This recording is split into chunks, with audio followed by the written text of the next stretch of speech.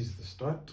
I'm putting my goals out here publicly so that I have no choice but to chase them. The Bible says, "Remember the Lord your God, for it is He who gives you the ability to produce wealth." I believe that, and I believe Zambia was given resources for a reason.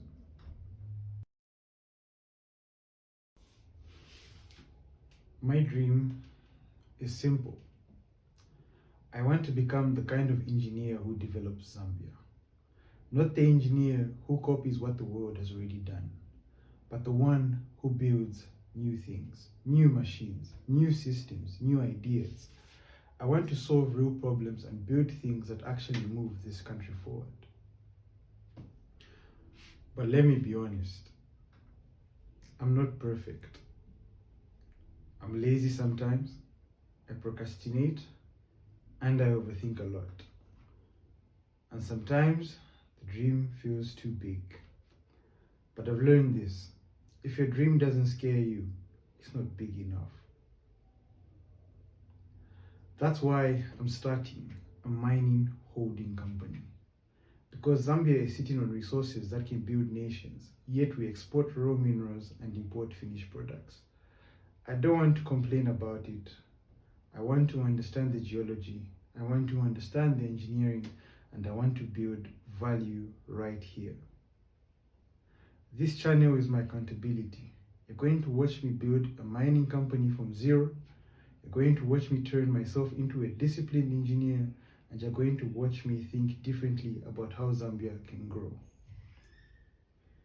If you've ever felt like you were meant for something bigger, if you've ever looked at Zambia and thought we can do better, then welcome. Let's build, let's innovate, let's change things. This is the beginning.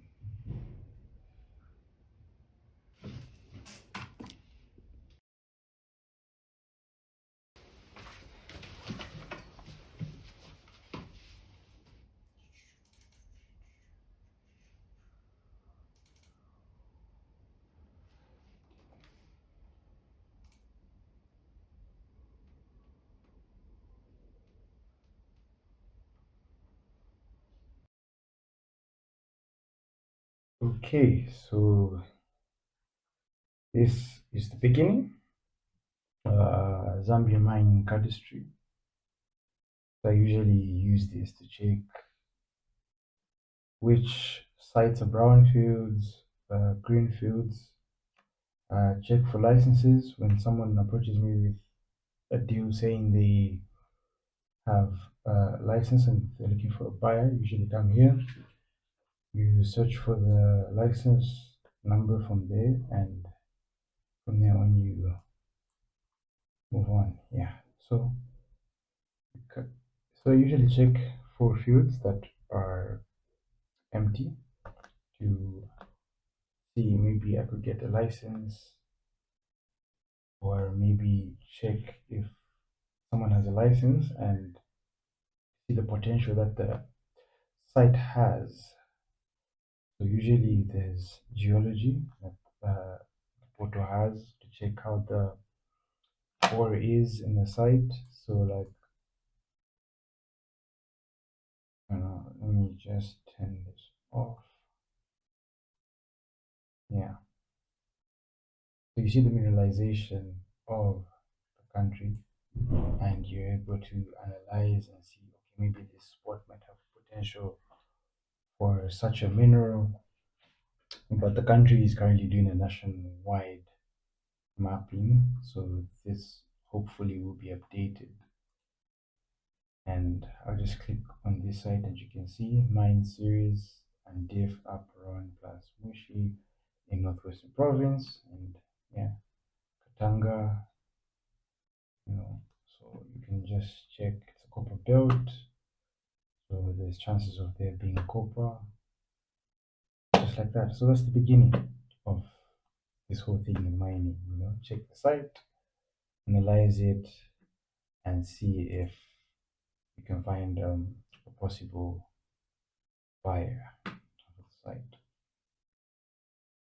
Yeah.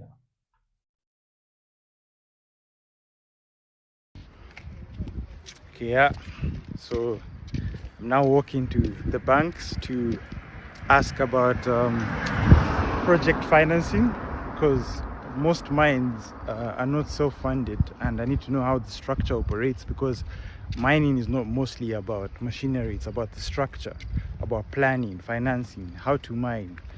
So yeah, this is me on my way to the bank, because I have zero money to fund all operations, so I need partners to help me with majority of the projects when building this mining holding company. So yeah, let's see how it goes.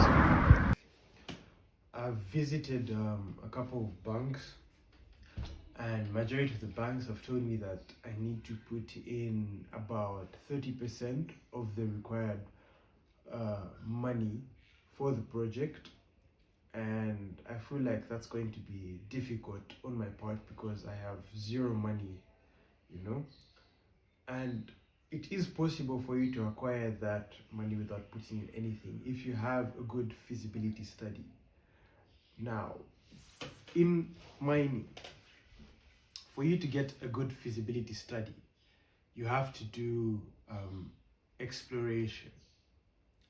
Now, exploration is very expensive. Reason being that you have to start with mineralization. Mineralization is basically when a geologist goes to the site, takes samples, and then finds out what commodity is at that site. After he finds out the commodity, you then have to do drilling to find out how deep it is, how big the ore is, and drilling costs about $100 to $150 per meter. So it's quite difficult because you find you might have to drill 100 meters or a kilometer down for you to find the value of that site. So yeah, after you then do the drilling, you now know how much of the ore you have. You choose which model you want to use. You can either use discounted cash flow, net present value, or after you've drilled, you know how much ore you have, right? You then look at how much the commodity is going for. So for example, if you say you have, just a rough example, you have 2 kg of gold, and that's the ore basically, and gold is going at $138,000. So what you do is you multiply that 2 kg by $138,000 for you to now know how much your site is worth. You then take that report to the bank as a feasibility study. Now, I can't do that because I don't have any money at all, so it will be quite difficult on my end to do that. The next plan now is for me to build a team. I have to find people who can add certain value to it. So I have to find someone who can bring in seed, someone who can bring in machinery, someone with licenses, and then form as one, because that's the only way we can work, because I don't have money at all. I just have knowledge on how the industry works. So the person with seed can help us with the exploration, the person with the machinery will help us cut down on costs, and then the person with the license, of course, will bring in the license. So that's the next step. I have to build that team.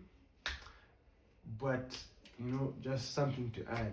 I do know if someone was to give me like $15 million for exploration and to start up a project, I already know which province to go to, which areas to visit. Because one thing I can guarantee you for sure is that we do have oil in Zambia, and that's an untapped resource.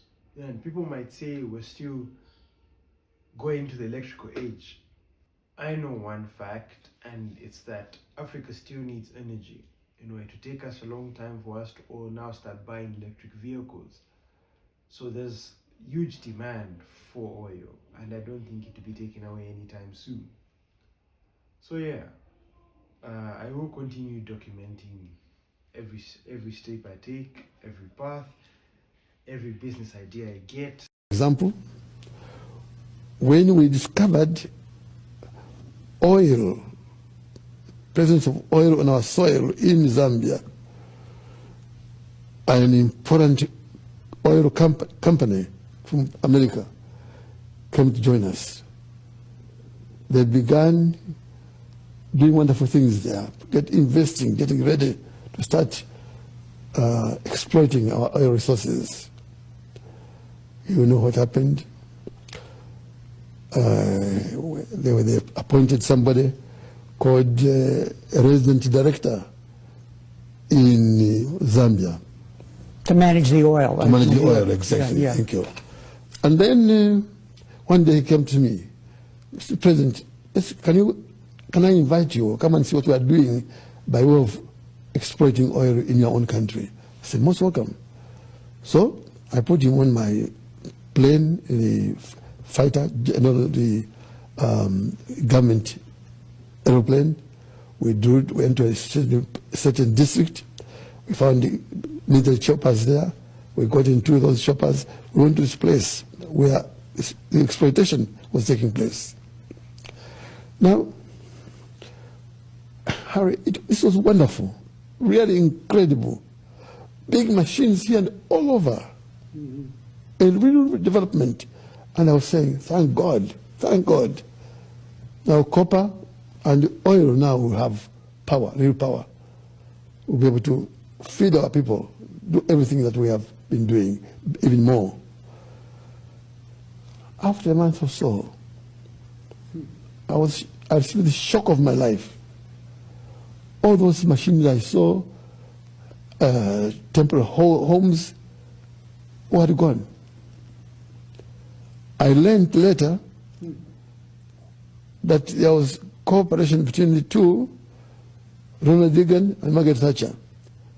They didn't like this talkative native president of Zambia who is talking so much about South Africa and so on, all these Zimbabwe and so on and so on. We can't feed him and his people. They paid, understand, some money, how many millions or billions, I don't know. But these people were taken out, this company of Zambia. So now what I'm saying is that when you have situations like that, your copper will only mind to your country if prices are good.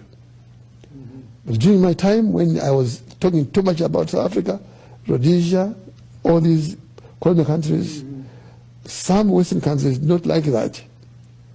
And so they punished me, a real punishment, by putting down the prices of copper. And by pulling out, people were going to provide a lot of money for my schools, my hospitals, and so on. So you can see the problem that we have, and I hope that someday organizations such as the World Bank, IMF, and so on will be able to perform in accordance with the requirements of the whole world, not just the developed world.